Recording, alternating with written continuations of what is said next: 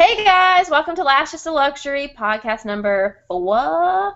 I have Jake Harsh with me here today with Jake Harsh Photography. He is an incredible music and entertainment photographer and also a fellow cat lover. So I'm super pumped to have him here to share all of his wealth of knowledge with you. Hello, Jake. Hey, how are you doing? So good, so good. So Jake, you have a really unique perspective on photography because you shoot artists, you shoot music artists. Yeah. You came from a music background yourself. So can you kind of tell me how did this happen for you? How did you end up in the world of photography? Yeah, well, in my teens, I was shooting short film, and I was always interested in photography. But then I got interested in music. It brought me to Nashville. We ended up getting a deal, starting a label, touring, doing all of that. So I left photography behind, and we got to shoot with a lot of really talented photographers. I got to learn a lot from that, and I also got to kind of figure out what I didn't like that some of them photographers would do, and I, from an insider kind of perspective, got to feel out like, how do I wish a photographer would talk to me or work with me, and that all fell apart for good reason, and the band thing, and I was dating my wife now, but was dating her, and she had a camera, picked it up, started shooting again, and I was like, and she was like, wow, you're pretty good, and I was like, man, it's been a while, and so that was about 9, 10 years ago, probably 10 years ago, and I started shooting, and then learning that people would pay me for it, and then learning that people would pay me more for it, and I was like, wow, I could actually do this for a living, and so it's kind of grown from there, and I've actually just basically taking that firsthand experience working with all those other photographers and added my own thing to it, what I wish they would have done, or how I wish they would have worked with me or spoken to me to get out the emotion or that look or whatever it is, and so that's the backbone and a great contributor to what I do now. Awesome. So what is it that you do now? You shoot music artists, but is there a particular genre that you really have a hold on, or is there, what does your work look like as far as the kinds of work that you're doing? Yeah, it's typically commercial / entertainment, which the majority of that is music stuff. I work in Nashville, so I'm working with a lot of musicians, labels, managers, and as far as having my own thing, I think people hire me to go a little bit outside the box. I'm not going to give you your typical kind of I don't know. I guess the best way to put it is I try to purposefully be different, and you kind of see that in my work, and break some rules. So, that's probably a good description of it. How often are you utilizing makeup artists on set? I would say 99% of the time. There are exceptions, and some of the exceptions are there's occasionally you'll shoot with men that actually just don't want makeup, and that is, I can't even believe that exists still these days, but it does. And in that case, I have to do a lot more post work to try to, cover up things that should have been covered up with makeup, and remove shine and all that kind of stuff, even out skin tone, blotchiness. But yeah, it's one of those things to where I prefer it every time, and I think it adds more than just makeup. It actually adds another person to, especially if you get a good makeup artist that can converse well, talk to the client. I mean, I think that's huge. It's so. I have this discussion on such a regular basis, and it frustrates me to no end because you're right. first of all, I don't care if you are an 80-year-old man. If you're having your photo taken professionally for a professional purpose, then you need makeup because you like you said. I mean, the old man probably doesn't need eyelashes, but covering up your zits, covering up your uneven skin tone, like all those things, like that is so vital to what you do because it saves you as a photographer time and therefore saves you money. And so I think you're totally right. Like it should be all the time. And I have to sometimes explain that even to photographers. Like there are some photographers who, oh, it's just a dude, he'll be okay. And I'm like, are you for real? Like this, Yeah. no, it won't be okay. Like it's so important. And I got into a discussion probably 2 weeks ago. Long story short, there was a job I did last year. That job was coming back to town, and they asked me to join in again. And after a couple of days of discussion with the guy that was producing the event, he told me they had to cut their makeup budget entirely, zero makeup. Yeah. And I said, hold up, son. I said, wait a second, because makeup is that's not the only thing that I do. I break the ice for you. I get these people comfortable. I get them talking. I get them, explain to them, hey, this is going to be so much fun, and you're really going to loosen up when you get, because they're panicked. Yeah. And it kind of does create another person to feed off of and to give them, just ease them into it just a little bit, because not everybody feels 100% fabulous the minute they walk out in front of a camera. Exactly. So I'm so glad that you recognize that. So then that kind of leads me to my next question, which is, what are you looking for in a makeup artist? Obviously, you mentioned somebody who is good, can do those things. Yeah. Well, I think that question is better answered if I expand on the question. I would say, what am I not looking for in a makeup artist as well? And I think it's a two-way road. I'm looking for someone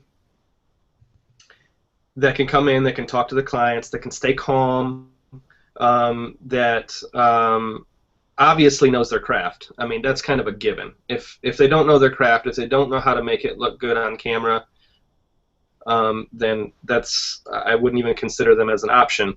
So let's just say that's out of the way. Let's say they're phenomenal. Okay.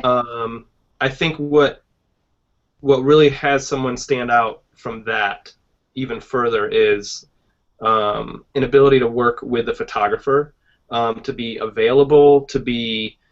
I like it when a makeup artist is standing near me even, not right next to me, but somewhere in the vicinity to where I can ask a question, I can have her look at my camera or the computer and say, hey, what do you think of this? Or I noticed some shine here. And that leads me to the what am I not looking for? And I, in the last year, had kind of a horror story of working with I worked with a makeup artist. We were in a really nice house, a lot of stuff put together to really ensure that the client is comfortable. And I'm standing there and taking some first few test shots after we get the makeup done. And typically, what I normally do is we'll kind of fine tune some makeup from that point. Well, I took a couple shots and there was a really bright kind of oily thing going on in a couple areas that were just burning out the photo. And I showed the makeup artist and just calmly was like, can we just tone this down right here just a tiny bit? And in front of the client, she proceeded to tell me I was wrong and to tell me that, insinuate basically I didn't know what I was talking about, and tell me she did that on purpose and that's supposed to be there. And I stayed calm. This is what I do. That's what I want my makeup artist to do, is to stay calm. And I told her, I understand, I appreciate that. I said, but in this particular situation, based on the lighting and everything else going on, if you could just tone that down a little bit. So she storms off, mumbling under her breath, and just it was kind of a nightmare, because trust with the client at the very beginning of a shoot is so important. And I feel like the makeup artist, everyone in the crew really, we need to seem like one. We need to get along. We need to agree with each other. So I never even disagreed with her at that point. I let her go on. I let the client think, yes, you know what you're doing. You did that on purpose, but we kind of have to change it. And so I really think unity, and never any argument or disagreement with a photographer. I think that's a nightmare. Yeah. But anyways, the shoot turned out great, but that really kind of rubbed me wrong, if you will. I guess it set the tone for your day in a not so positive way.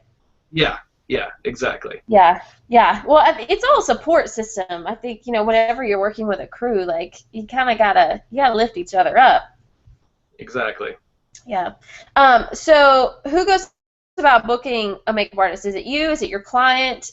Whose role is it in all this shoot building to go ahead and book that person? Well, that changes per client. Sometimes we'll get an agency that will call, or a label, and they know who they want. They will call and say, we've got the whole thing planned out. All we need to do is fly you in, drive you in, whatever it is. We've got the makeup artist. But believe it or not, the opposite is what normally comes my way, which is we'll get artists and even labels and different clients that will say, who do you like to work with? And I like that. I really like that because, for one, I like to choose someone, like you were saying, that is a support system. I like to have a little family of people that I trust, that I can call upon.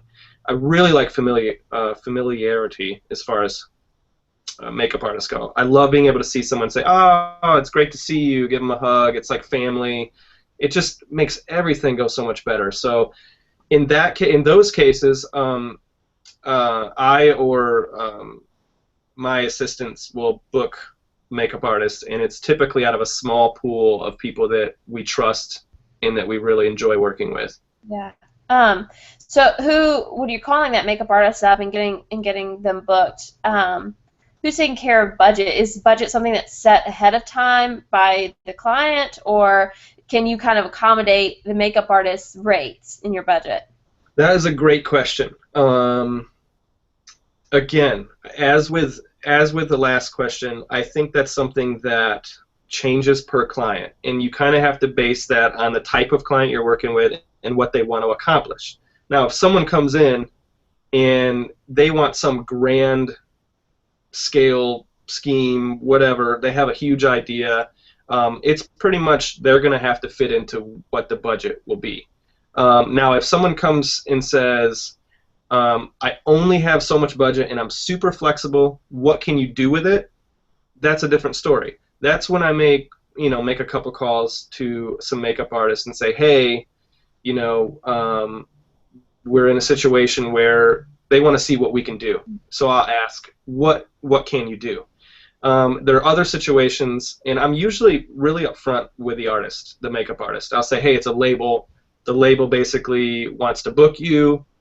So what's your rate? And in that event, it's basically whatever your going rate is. Yeah. Now, I would still caution against just being like, oh, it's a label, I'm going to jack my rate way up, because there have been times where the label's like, we don't like that. We're just going to do our own thing. We'll pick our own makeup artist. So I encourage a little bit of flexibility. Certainly, I encourage, and this is even with my own rates. I've had to learn when do you hold your rate? When are you flexible? And I think it's a per basis kind of thing. Yeah, I agree. I mean, there's definitely times where I've said, look, this is what it is, and I'm sorry. But there's other times where I'm like, okay, it's cool. And you're right, like, it is a per client thing. And I think, too, having a relationship with somebody can, provide you that flexibility. Yeah. If you know that person, you've worked with them before, you know that they're going to be a consistent client for you, then that, sometimes you give a little. Exactly. Yeah. Well, so you said that makeup artists, you like them to be near you to ask them questions when they're on set. You like them to be part of that support system. Is there anything else that, on set is really important for you to, your makeup artists you know that they're there and that they do these things and that they're important? Well, first is I like them to show up on time. Simple things. Show up on time, and then I cannot stress the importance for me around being with people that are calm and not judgmental. They're not going to be sitting and trying to gossip while we're doing the shoot, or things that genuinely you wouldn't do with a client around. And I think just a calm attitude. Like, I've had lights fall before on sets and things, and it's like crazy stuff where inside I'm panicking, like, oh, thank God that didn't hit the client. It's like, oh man, I'm glad we're insured because something bad about just happened. And then oh, and that doesn't happen really hard. We made adjustments. Lights don't fall very often, but you never know. For when things do happen, so a big wind blows over and knocks a light over. The last thing I want is anyone on my team that is going to scream or go, oh no, or you know what I mean, make anyone freak out. Right.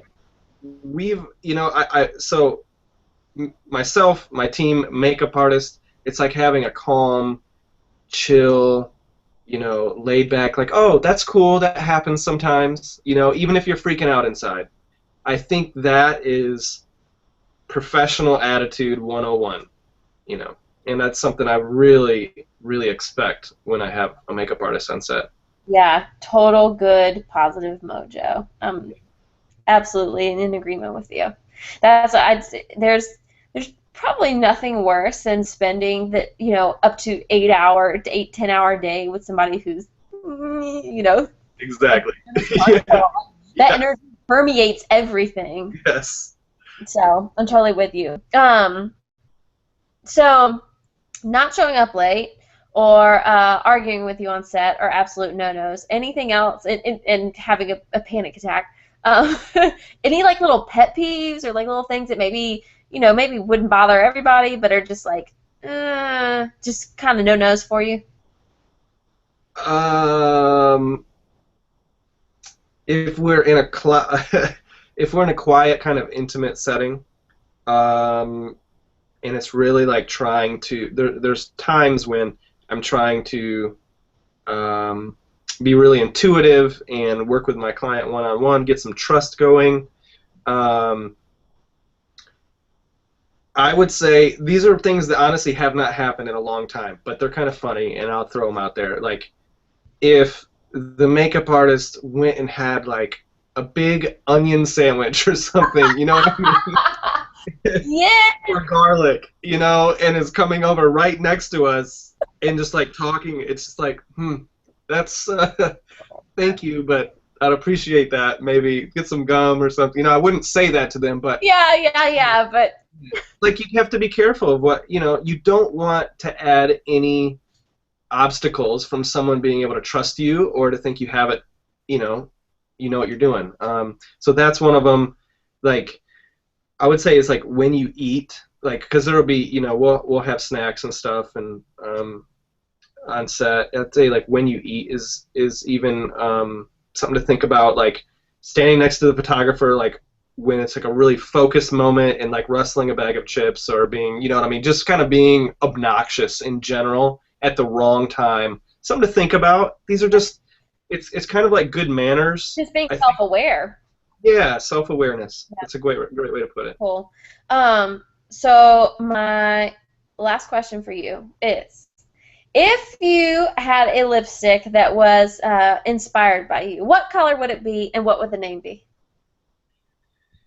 Well, I do not have a good answer for this, so I'm just going to say whatever. I suppose it would be silver, or like metallic, flaky maybe, reflective, and I would call it the silver bullet, and it would be in like a bullet shell casing. Okay. And I don't know why, and I think that's rather ridiculous, and it's just stupid, but whatever. No, it's perfect. You know what's going to happen is next week somebody's going to post a photo of a silver bullet lipstick, and it's Yeah, I know. I'm gonna want my royalties too. Exactly. Yes. Yeah.